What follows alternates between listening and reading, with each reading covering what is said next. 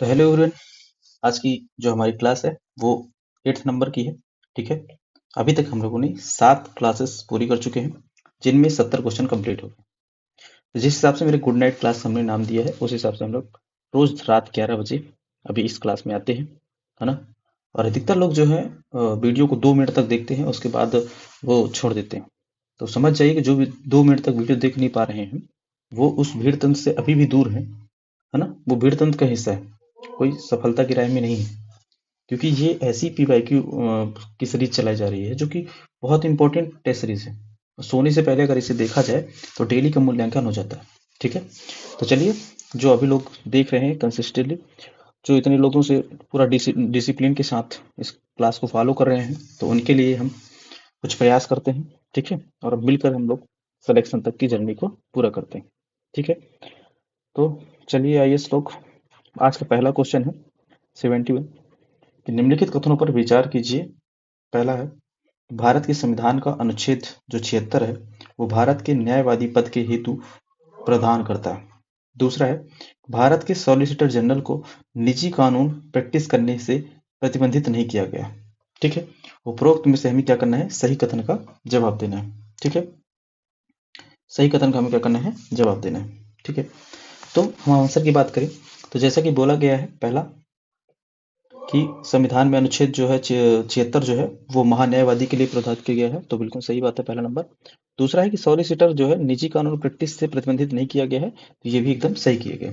थोड़ा कंफ्यूजन आपको यहाँ पे हो सकता था कि प्रतिबंधित नहीं किया गया, प्रतिबंधित नहीं किया गया, ये सही बात है। क्योंकि चाहे महान्यायवादी हो चाहे सॉलिसिटर जनरल हो, ये दोनों ही क्या कर सकते हैं, अपनी निजी प्रैक्टिस कर सकते हैं, बशर्ते वो गवर्नमेंट के खिलाफ कोई केस ना हो। ठीक है ना, तो गवर्नमेंट के खिलाफ नहीं जा सकते हैं, बाकी प्रैक्टिस कर सकते हैं। इस हिसाब से हमारा आंसर नंबर सी सही हो जाता है। चलते हैं नेक्स्ट क्वेश्चन पर।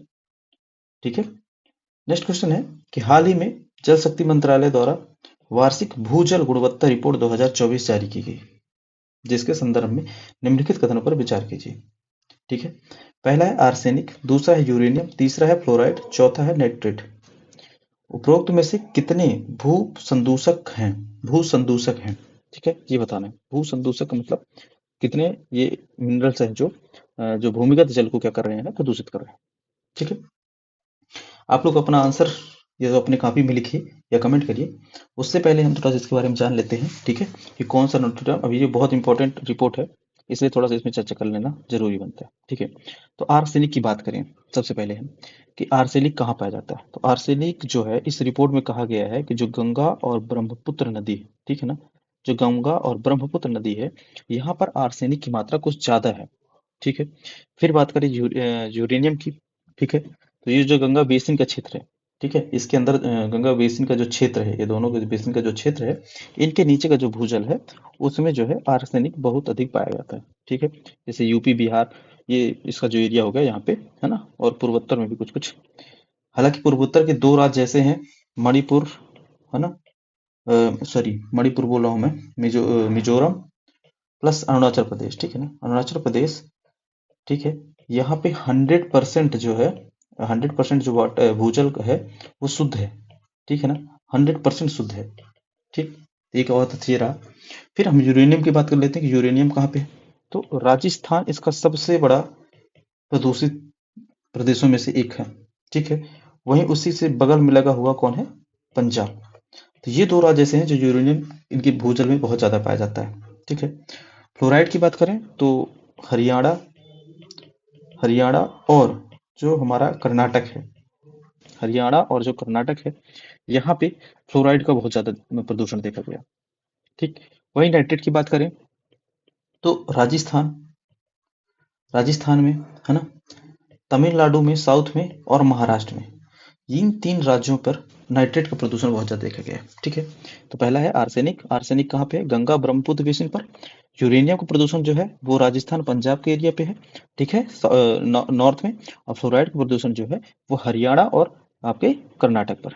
ठीक, और नाइट्रेट जो है वो राजस्थान, तमिलनाडु और महाराष्ट्र पर।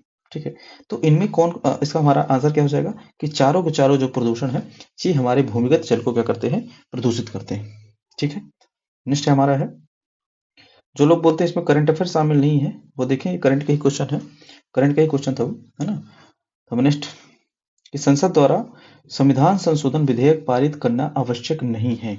जो निम्नलिखित में से है, कितने के लिए ये जो स्टेटमेंट दिए हुए हैं, कितने के लिए संविधान संशोधन पारित करने की जरूरत नहीं है। पहला है भारत के संविधान में 5वीं अनुसूची में संशोधन हेतु। दूसरा है किसी राज्य की सीमा में परिवर्तन करने हेतु। तीसरा है अपना कि मूल कर्तव्यों को शामिल करने हेतु। तो उपरोक्त में से सही कथन का हमें चूज करना है कि इसमें संविधान संशोधन की आवश्यकता नहीं होती। ऐसे कौन से प्रावधान है इसमें। तो आंसर की बात कर लेते हैं। तो जो हमारा मूल अधिकार है, ये तो 42वें संविधान संशोधन द्वारा ही क्या किया गया था, जोड़ा गया था। ये मूल में था ही नहीं, ठीक है। तो ये वाला तो है। फिर बात करते हैं राज्यों की सीमा। तो इसके लिए हमें संविधान संशोधन की आवश्यकता नहीं पड़ती है और 5वीं अनुसूची के लिए नहीं पड़ती, ठीक है। इस हिसाब से हमारा आंसर कौन हो जाएगा, 1 और 2। 1 और 2 हमारा आंसर हो जाएगा ऑप्शन नंबर डी, ठीक है। नेक्स्ट है अपना कि कभी कभी सुर्खियों में रहने वाला ब्लू फ्लैग प्रमाण पत्र किससे संबंधित है, ठीक है। ये भी बहुत इंपॉर्टेंट क्वेश्चन है। ब्लू फ्लैग प्रमाणन किससे संबंधित है, ये बोला गया, ठीक है। तो आप अपना आंसर कमेंट करिए, तब तक हम इसके थोड़ा सा एक्सप्लेनेशन की बात कर लेते हैं कि ब्लू फ्लैग जो है वो है क्या। तो ब्लू फ्लैग ये है कि जो हमारा जलीय पारितंत्र है ना, उसमें 4 श्रेणियों में इसमें बांटा गया है इसको, कि प्रमाण पत्र उसको दिया जाएगा जो पर्यावरण के हिसाब से क्या हो, अनुकूल हो, है ना। पर्यावरण की से शिक्षित हो या उनके प्रति सूचना, है ना। तो ये पर्यावरण के जागरूक लोग के लिए है, जो जागरूक है। फिर जल की गुणवत्ता कैसी है, ठीक है। तो जल की गुणवत्ता के लिए भी है, ठीक है। फिर है पर्यावरण पर्यावरण प्रबंधन कैसा है वहाँ का, ठीक है। तो एनवायरमेंट मैनेजमेंट कैसा है, और इसके बाद आता है सुरक्षा और सेवा, ठीक है। तो इन 4 मानकों के आधार पर जो है हमारा ब्लू फ्लैग प्रमाण पत्र दिया जाता है, ठीक है। और अभी इसमें केरल का जो तट है, ठीक है ना, एक तो क्योंझिकोड है, ठीक है ना, एक तो क्योंझिकोड है और दूसरा है कन्नूर, ठीक है। ये दो कन्नूर, ठीक है, कन्नूर। तो ये दो ऐसे क्षेत्र हैं जिनको अभी वर्तमान में दिया गया है, ठीक है। इसके आंसर की बात करें तो ये समुद्र तटों एवं मरीनों के स्वच्छता मानकों में से एक है, ठीक है। तो समुद्री पारितंत्र जो हमारा है वहां पे स्वच्छता के लिए ये ब्लू फ्लैग प्रमाण पत्र दिया जाता है, जो कि 4 प्रमुख श्रेणियों में दिया जाता है कि पर्यावरण की शिक्षा जागरूकता के हिसाब से, फिर जल की गुणवत्ता कैसी है उस हिसाब से, और पर्यावरण का प्रबंधन कैसा है, ठीक है, और वहां की सुरक्षा और सेवा क्या कदम उठाए गए हैं उसके लिए, ठीक है।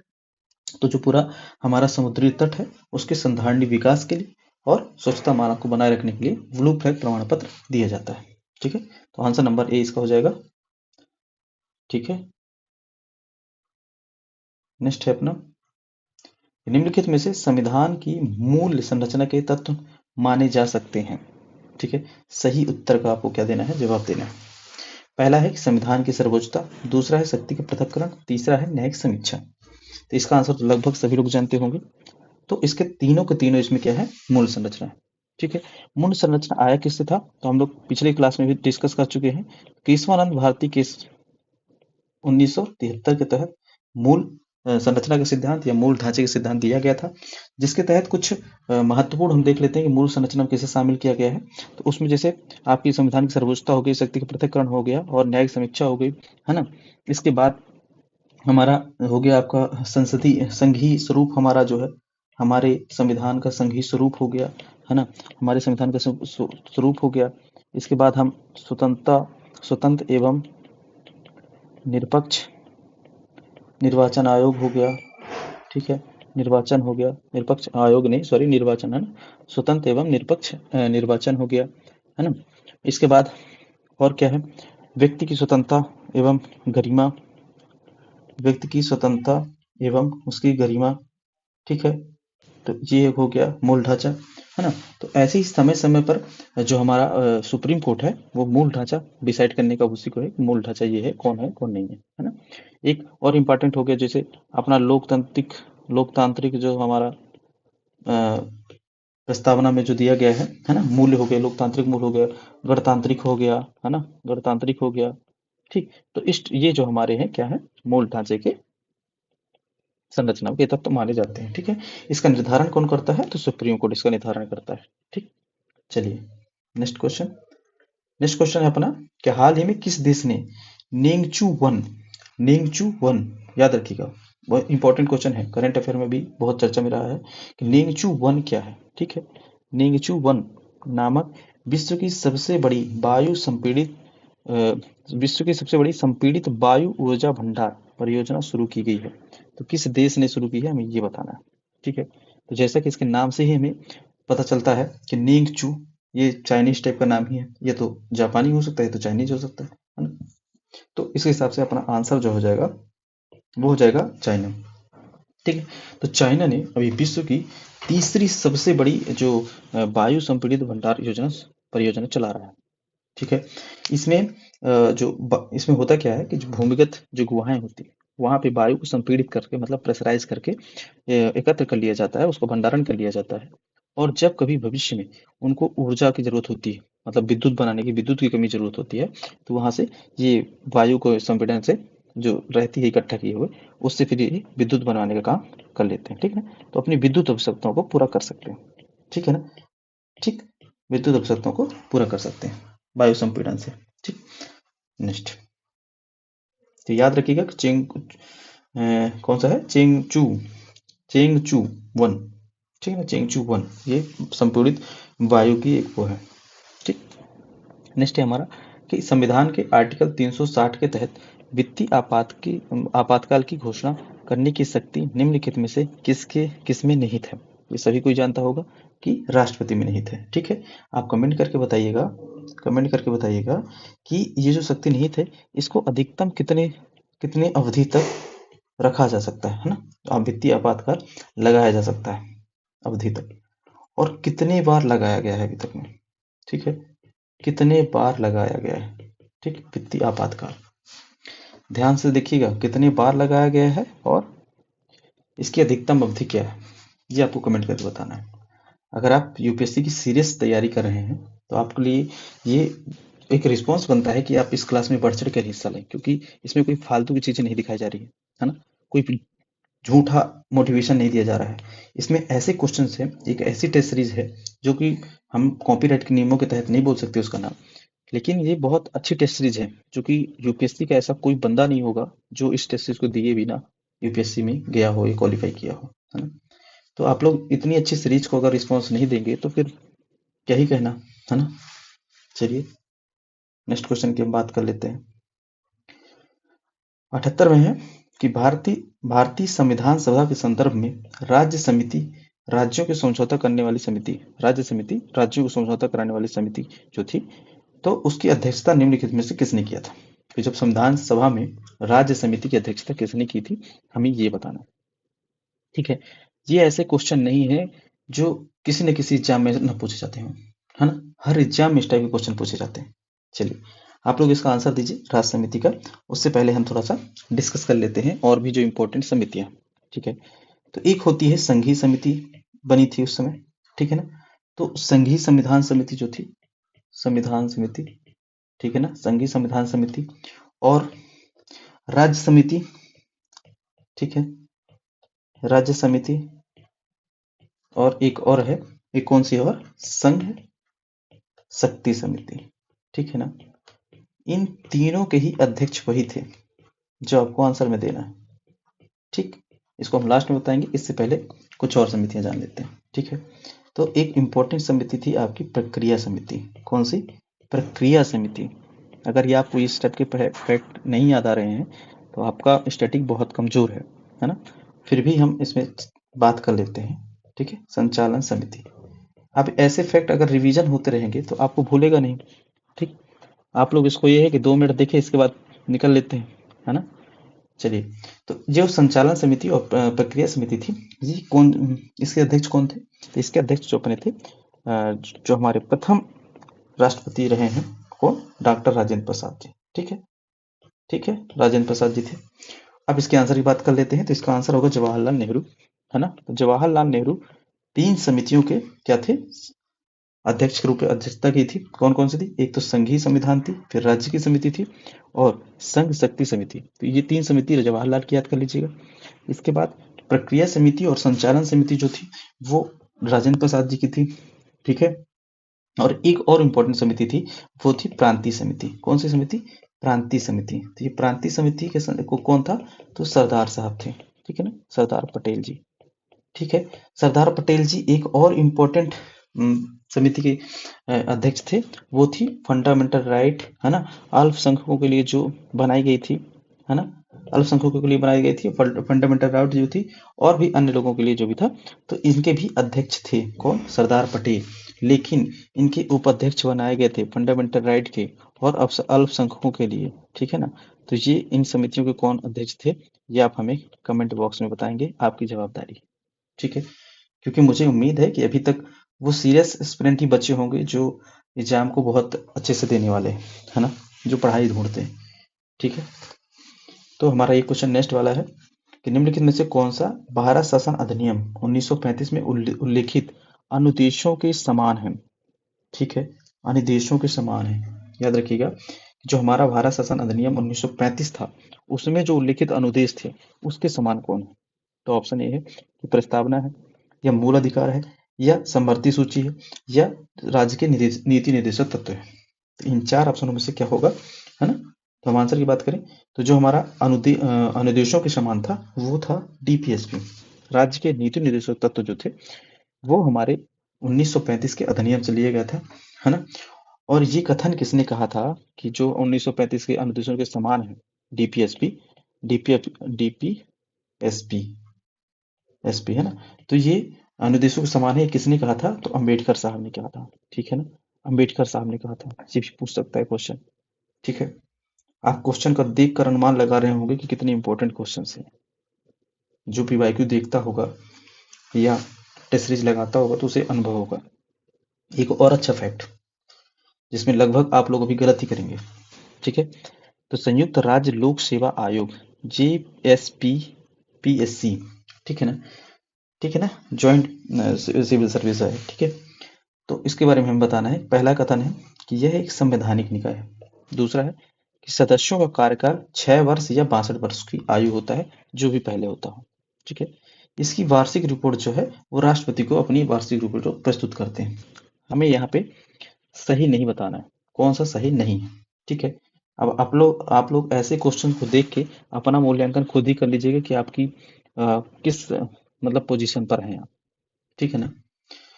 तो अगर अभी तक आप लोगों से रुके हुए हैं तो यकीन मानिए कि आप वो सब लोगों से जो 2 मिनट देख के छोड़ दे रहे हैं उनसे आप अलग हैं, आपका एफर्ट अलग है, क्योंकि ये सब क्वेश्चन सबको झेल लेना आसान नहीं, सब लोग नहीं झेल पाते, ठीक है ना।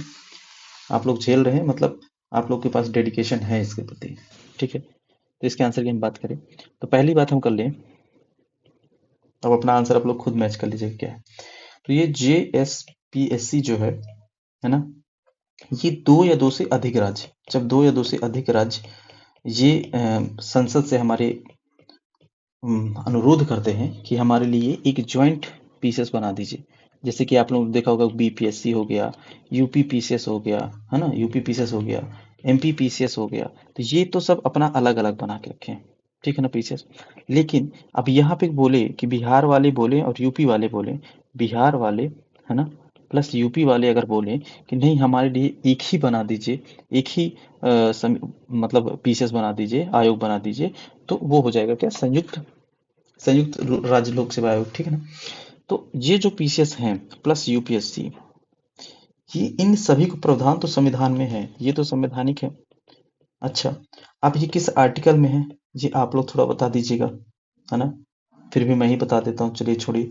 312 के बाद से है ना, 312 में ये प्रावधान किया गया है अखिल भारतीय सेवाओं का, और 315 में आपका यूपीएससी वगैरह मिल जाएंगे, ठीक है।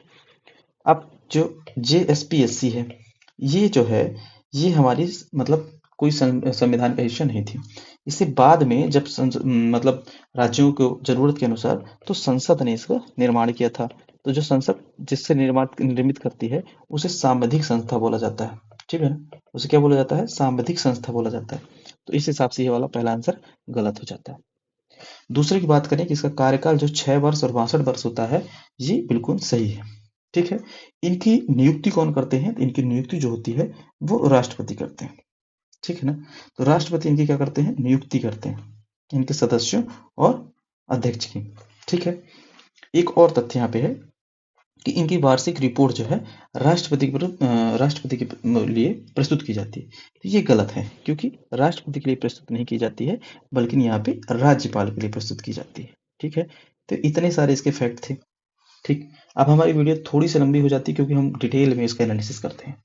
ठीक है, अब देखिए, अब इसमें मेजर चीज हमको क्या रखना है कि ज्वाइंट जो हमारी राज्य लोक सेवा आयोग है, वो एक सांविधिक संस्थान है। क्यों सांविधिक है? क्योंकि संविधान के द्वारा नहीं, बल्कि संसद के द्वारा निर्मित की गई है। संसद के अधिनियम द्वारा, संसद के प्रावधान द्वारा निर्मित की गई है, इसलिए ये सांविधिक संस्था है। दूसरी चीज याद रखना है कि 6 वर्ष या 62 वर्ष इसकी कार्यकाल होता है। ठीक है, और इनके सदस्यों और अध्यक्ष की नियुक्ति कौन करता है? तो राष्ट्रपति इनकी नियुक्ति करता है। चौथी बात हमारी आ जाएगी कि जो इनकी वार्षिक रिपोर्ट है वो किसको प्रस्तुत करते हैं? तो वो प्रस्तुत करते हैं हमारे राज्यपाल को। अपने अपने जिस राज्य के होते हैं उनको राज्यपाल को क्या करते हैं? अपनी वार्षिक रिपोर्ट प्रस्तुत करते हैं। ठीक है, तो इस हिसाब से हमारा आंसर कौन सा हो जाएगा? 1 और 3 ये गलत है और 2 हमारा सही है।